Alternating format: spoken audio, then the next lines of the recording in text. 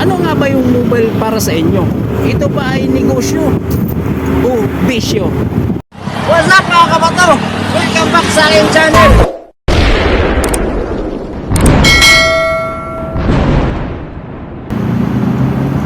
What's up mga kabato? Magandang hapon sa ating lahat. Napakainit na lugar sa buong Pilipinas. Akala mo nasa Saudi tayo, no?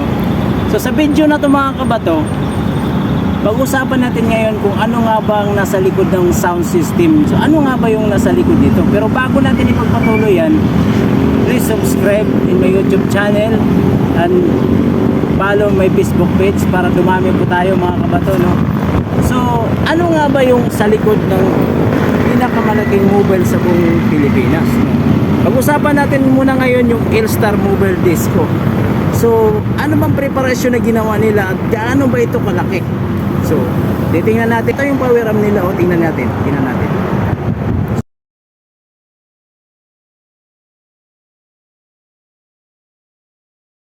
Nakita nyo, napakalaki. Ang buong, yung power arm na yan mga kabatoy, isang piraso niya 50,000 watts pa. Iniigulo nila yung bawat isa sa kanila na nagtatayo ng ganyang kalaking mobile. So ano nga ba yung mobile para sa inyo?